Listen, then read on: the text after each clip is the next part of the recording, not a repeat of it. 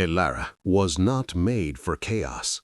A young archivist at the University of the Old City, she lived and breathed the dust of ancient documents. Her kingdom was the silence of the underground archives, a place where stories slept. One afternoon, while cataloging 19th-century acquisitions, she discovered behind a shaky shelf an object she had never seen before. A small journal with a black leather cover bearing neither title nor author. It had been hidden, whether intentionally or not, for decades. This was no ordinary diary. Inside, the pages were filled not with prose, but with cryptic drawings, strange astronomical diagrams, numbers written in dried ink, and barely readable geographic coordinates. Elara quickly realized she was holding a complex cipher, the encoded testament of a brilliant but tormented mind.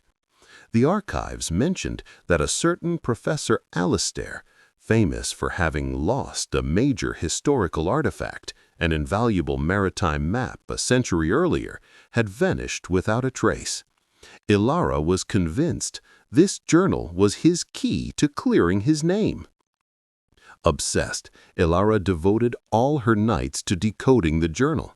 She had to dive into dictionaries of dead languages, study the constellations of 1920, and even decipher forgotten Masonic symbols.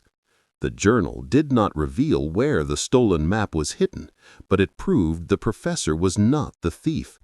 He had encoded the identity of the real culprit and the location of the missing object to preserve his honor. After weeks of effort, the final page revealed its secret. Behind the stone guardian, the shadow of November 11th at noon. The stone guardian was the gargoyle carved into the wall of the oldest reading room in the library. With a flashlight in hand, Elara went there on November 11th.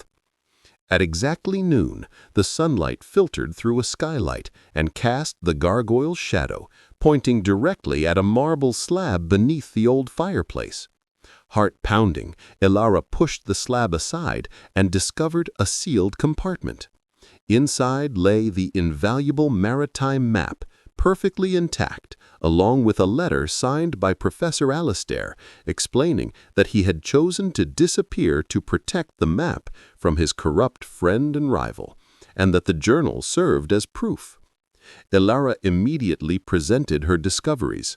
The artifact was recovered, the professor's name was cleared a century later, and Elara, the quiet, invisible archivist, became the university's unexpected heroine. She had proven that the greatest mysteries often hide just behind the dust.